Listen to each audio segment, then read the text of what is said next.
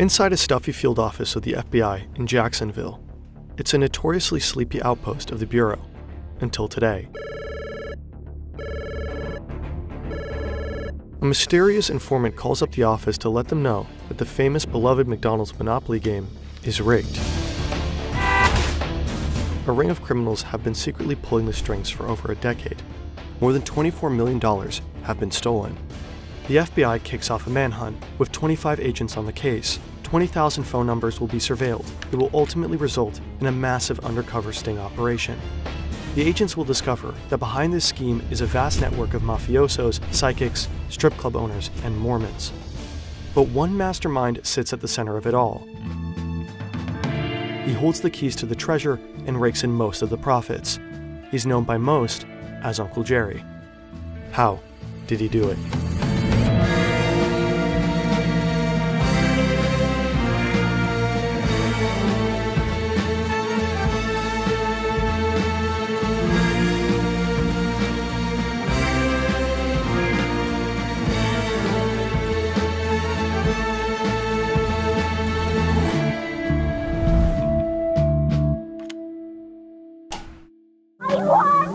It's the Monopoly game, only at McDonald's. With over 50 million prizes, it's supersized excitement.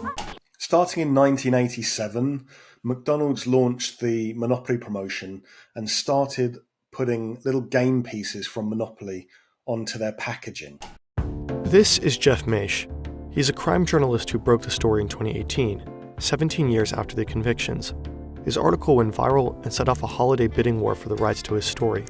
He ultimately sold them for $1 million. And I have one here. I don't collect many things from my stories, but I do have one of the original winning game cups here. It says pull to play, and on the side you can just see it says to collect and win, just peel off the game stamp and apply to your game board. And when you've applied enough pieces to your game board and you've won a prize, you mail it off to McDonald's. And they send you your Sega Game Gear or your Dodge Viper. McDonald's usually runs the game twice per year. The cash prizes are up to $1 million in an instant win. The chance at winning that prize is 1 in 250 million. The game brings McDonald's fat profits. Whenever the game is running, business increases by up to 40% more than usual. 1 in 250 million is an extremely long shot. You're far more likely to get struck by lightning, twice. But the caller on the phone with the agents in Jacksonville that day said that 3 of the recent big-ticket winners were in fact related, despite having different names. The odds for 3 legitimate winners to all be related are inconceivably low. The caller also claimed that one man, who they only knew by Uncle Jerry, was the mastermind behind the scheme. The FBI doesn't know this yet, but his full name is Jerome Jacobson.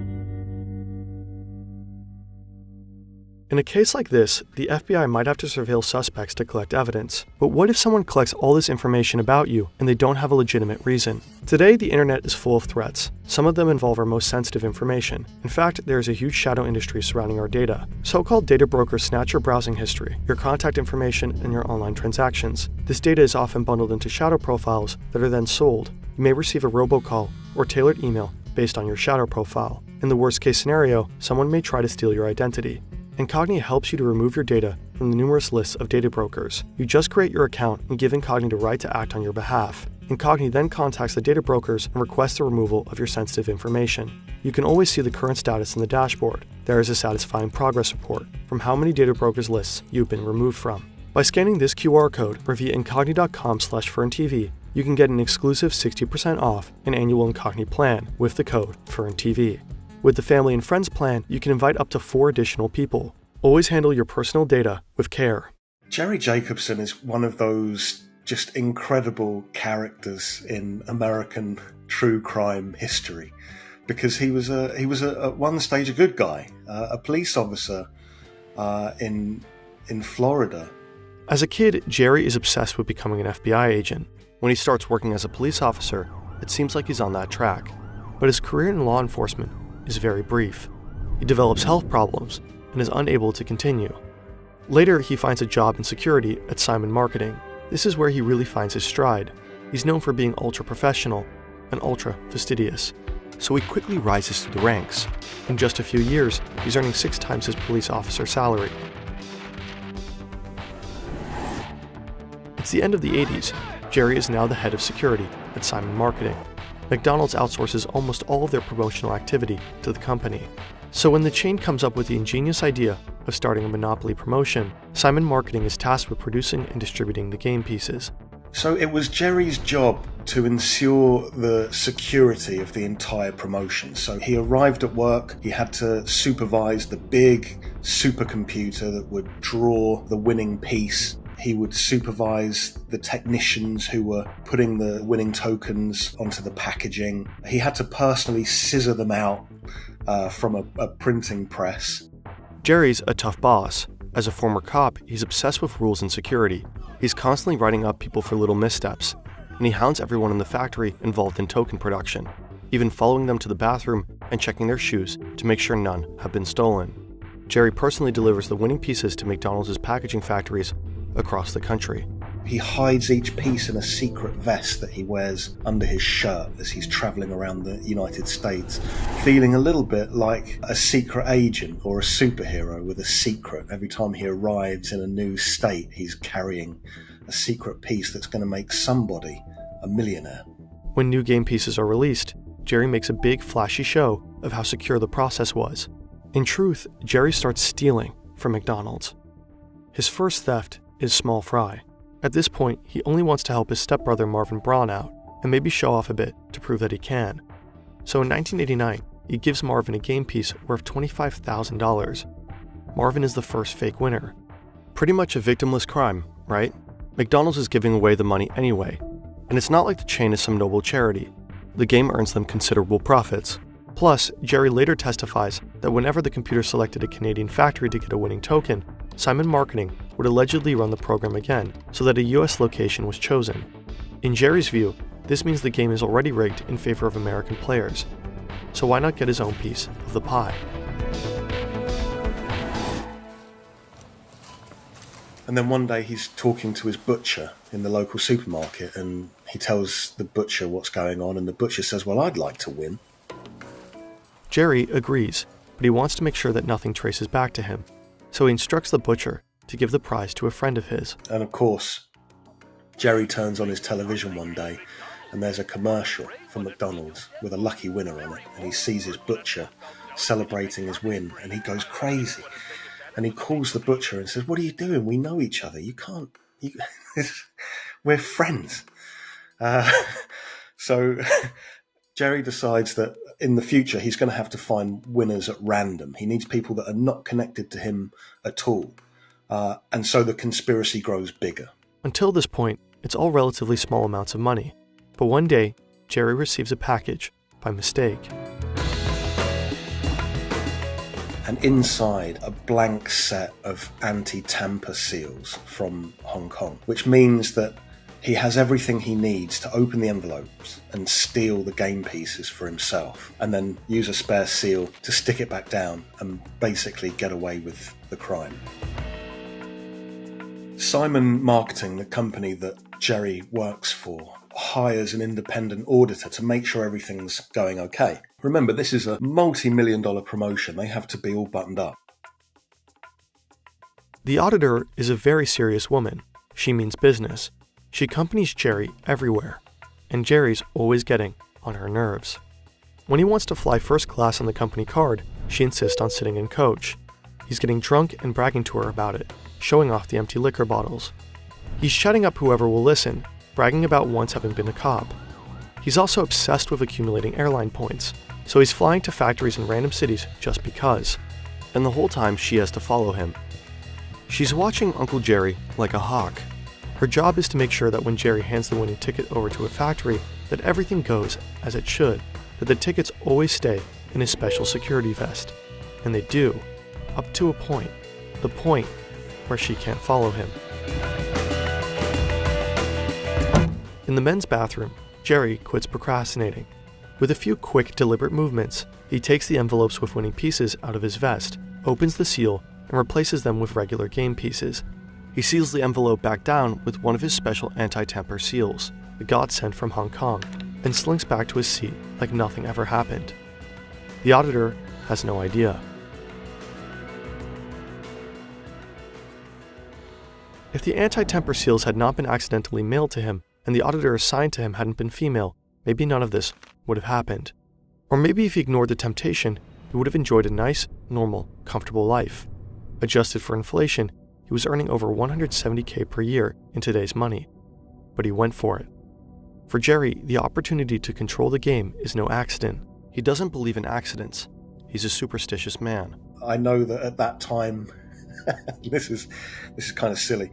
At this time, he starts seeing psychics and mediums to reassure him. He's a strong believer in paranormal and faith healers. So he starts seeing mediums and psychics and fortune tellers.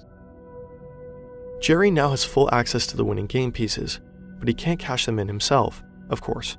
That would arouse suspicion. He needs to find fake winners who will pay him upfront for the game piece. His butcher, for example, asks a distant friend to pay $2,000 for a $10,000 winning ticket. The higher the prize, the higher the cost. Up to $100,000 upfront for a $1 million ticket. And it works. But quickly Jerry starts to tap through his network. He needs to put distance between himself and the winners. He's on the look for middlemen, well-connected people who can industrialize the operation, and being a superstitious person, he takes chance encounters as meaningful signs. So he's at the airport one day and he meets another Jerry Colombo, and the two hit it off waiting there for their aeroplanes. Mr. Colombo is a very heavy-set Italian-American gentleman, and Mr. Colombo claimed that he was part of the infamous Colombo crime family. Colombo is a larger-than-life character, like someone who modeled his whole personality off of The Sopranos, and Uncle Jerry is lapping it all up. He's an entertainer. He says he's born in Sicily, raised in Brooklyn. He's got these underground casinos, and I think Jerry is just completely enamored by him. And he also seems like the type of guy that could find winners really easily. Colombo even has an out-of-zone strip club in South Carolina that he got designated as a house of worship in order to skirt regulations. He calls it the Church of the Fuzzy Bunnies, and he has the dancers read the Bible before they start stripping. Well, I guess God hasn't talked to you lately. He came to me in a dream a couple of weeks ago, and he told me what I'm doing is fine. Uncle Jerry appreciates Colombo's ability to think outside the box. It doesn't take much to rope Colombo into the scam. Uncle Jerry passes Colombo a game piece for a Dodge Viper, and Colombo is hooked. He is also obsessed with The Godfather, surprise surprise, and has dreams of being an actor. So he agrees to be in a McDonald's commercial, waving a car key. Jerry Colombo won a Dodge Viper, and there are two 1 million... He gets to live out his acting ambitions, but it means he's now too close to the game to profit from it directly, so he has to start finding other winners, which helps the scheme take off for Uncle Jerry. Colombo is brilliant at finding new winners willing to pay, and he sends the majority of the kickbacks to Uncle Jerry. The two Jerrys are making each other very rich. Jerry Colombo keeps picking Italian-American men on the East Coast as winner, and his father-in-law gets a $1 million piece. Not exactly the move of a mastermind mafioso. To make the win seem random, his wife Robin convinces him to get women and people of color winning tickets in other parts of the country. For a while, it's all going so well. But then, everything changes. Things are not going very well in Colombo's marriage.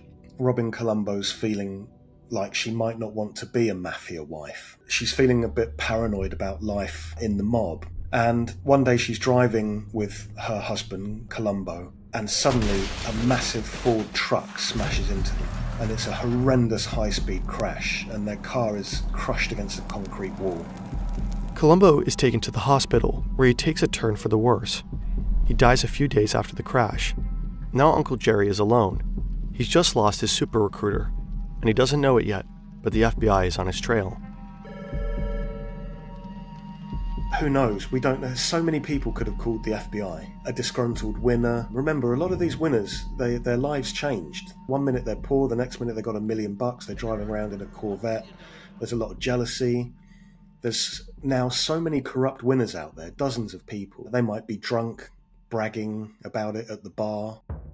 Uncle Jerry finds new recruiters to replace Jerry Colombo's role. Some are dodgy, like the drug trafficker A.J. Glomb. He's just jumped bond for a 12-year sentence for shipping kilos of cocaine across the US and sells most of his winning pieces to buddies from the drug dealing business. Other recruiters that Uncle Jerry finds are seemingly upstanding, like the Mormon Dwight Baker, a beloved member of his church with no previous criminal record. He's a real estate developer with 5 kids trying to get his dreams for a golf course and a luxury resort off the ground. But he struggled to find investors, and he also owes tens of thousands of dollars in back taxes. A windfall would really help him, so despite his moral misgivings, he gets involved in the scheme too. But none of the recruiters are careful enough. The winners they select aren't random. Back in 2000, when the FBI gets the name Uncle Jerry from the informant, they know nothing about who it could be. Is he a McDonald's insider? Is it even a real name? McDonald's shares the contact information of all the previous winners with the FBI. To find out who Uncle Jerry is, the officers analyze the winners' phone records to determine who they were in frequent contact with right around the time of their win. All these people, who are seemingly unrelated and don't know each other, were in contact with a certain Jerome Jacobson. The FBI is sure they found their man, but they need proof, like a taped conversation with Jerry and a fake winner that spells out what they're up to, evidence that no jury could deny. They convince McDonald's to run one more Monopoly game to catch him red-handed. It's certainly a reputational risk for the company. How would the public feel if they found out McDonald's had run a game they knew was rigged? But the company also wants to know who'd stolen millions from them, so they comply. Together with McDonald's, the FBI come up with a McSting. They create 2 big wins worth $1 million each. They then monitor Jerry Jacobson and his network closely and wait for someone to claim the prices. They listen in on a phone call of a friend of the Mormon Dwight Baker, Huey. He says that he plans to sell the winning prize to someone in Texas. This someone turns out to be his brother-in-law, who tries to claim the price a few days later. The second big winner is Michael Hoover. He was recruited by Andrew Glomb, the drug trafficker. Now, Mr. Hoover is bankrupt and a casino pit boss in Rhode Island. So a bit of a sketchy character. So he rings the hotline and says, I found $1 million game ticket. So the FBI and McDonald's decide to go down there to meet him. They knock on the door. They've got a giant check, you know, the comedy-sized checks, and a video crew, and all of the McDonald's staff are actually FBI agents who are undercover. And so they do a television interview, and Mr. Hoover gives this long-winded story about how he found his magic ticket. He bought a copy of a magazine, and the magazine had fallen into the sea, and then he bought another magazine and the ticket was in there. So the camera crew listened to this very patiently. The men behind the camera are undercover FBI agents, and they give him his prize and they take all that evidence, and not long after that the FBI descend and they arrest everyone. So the FBI fans out, they arrest Uncle Jerry at home. Over 50 people were indicted, and dozens of wins were proven to be fake. Jerry admitted on the stand to having stolen 60 game pieces. And for a while, America followed the consequences intensely. So many millions had played the McDonald's game, so people were invested in the story. Burger King tried to get a class action lawsuit together, alleging fake advertisement. The trial began on September 10, 2001. Then the world's attention shifted. There were bigger things to care about than the McDonald's PR scandal. Nearly all of the 53 defendants pled guilty, including Uncle Jerry. Fines were issued and prison time was sentenced. Uncle Jerry got the most, $12 million in restitution fees, and a 37-month prison sentence. Simon Marketing and the printing company who made the tokens were gutted, leaving hundreds jobless. And Dwight Baker was excommunicated from the Mormon Church.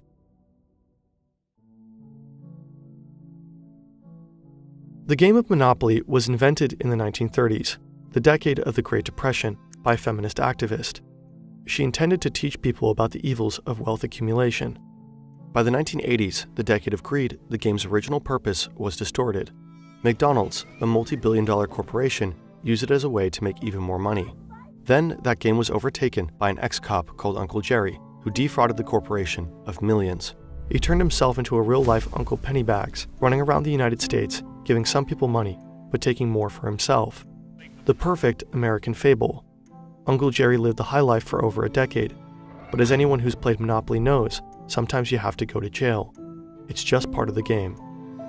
Considering the huge amount of money stolen, the high price the investigation cost U.S. citizens, and the many people who lost their jobs through no fault of their own, Uncle Jerry's 3-year sentence feels like a light slap on the wrist. He's retired in Georgia with his 7th wife in a nice big house. Sure, he has to pay back $12 million, but at a relaxed rate of just $370 per month. Besides, people who are close to him are sure he kept some millions buried as a contingency plan. That's just the kind of guy he was.